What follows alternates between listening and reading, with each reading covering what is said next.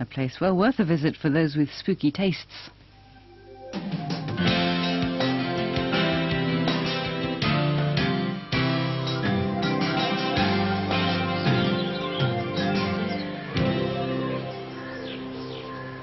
Welcome to Well Worth a Visit.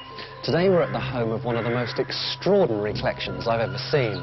We're at the Boscastle in North Cornwall, at the Witch's House, a museum dedicated to sorcery and witchcraft.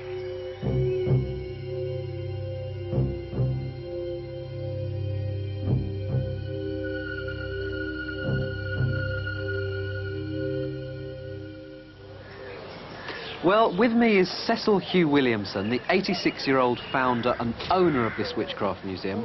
Cecil, what is a witch? A witch is virtually the village wise woman come midwife. Is if everybody on planet Earth at some time or another has problems, and in the old days is that you did not have vets or doctors or dentists in the village, and when you had the tummy ache, you went to the wise woman. So why were witches persecuted? The persecution of witches is entirely due to the fact that we live in a male-dominated world. And with the Christian church, you've only got to look at the fuss that there is over the suggestion that in this day and age that we should have ladies as priests.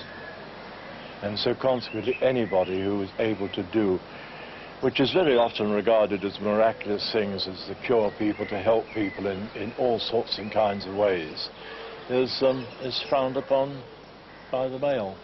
What's your most interesting object here? The most interesting object, without doubt, is Joan Wyatt, who is actually a witch of Bodmin, and her life was marked by the fact that she was small but had phenomenal strength.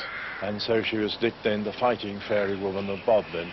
The reason she got into trouble was that she'd go around the markets trying to earn a living and listen to the farmers talking. When she heard that anybody had trouble with their cattle, a little bit later on she sidled up and said, "I hear you're having a bit of trouble with this, that, and the other. I'll come out and see what I can do to sort it out." And she came out to the farms, and she had a very high success rate. Certainly she maintained 60–40% of success. The only trouble was that the farmers weren't all that keen on paying her, and so they'd let the bill run on. And so she'd beat them again at another market and ask for her money, and they told her just sort of to push off and that sort of thing. Much to their surprise, these huge, hulking great men with this small, little, frail woman, she would get hold of them and swing them around and pull them over and so forth and so on, and be on top of them in 2 minutes and threaten to poke their eyes out with her 2 fingers. And this is the actual skeleton of the fairy witch of Bodmin, Joan Wyatt.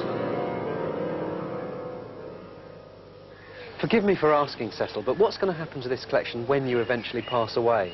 I've had all sorts of people come and crawl over the place, and time wasters, and look at this, and then again, of course, you get a lot of this business about the glory of British heritage.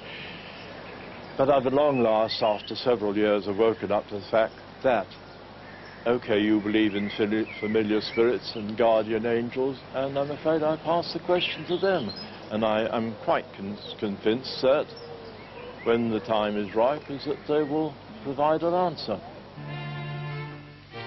Well, I must admit that a visit to this place is not for everyone. Some of the objects and displays are quite frankly disturbing. But for a fascinating insight into the world of Wicca throughout the ages, the Witch's House in Boscastle, Cornwall is well worth a visit.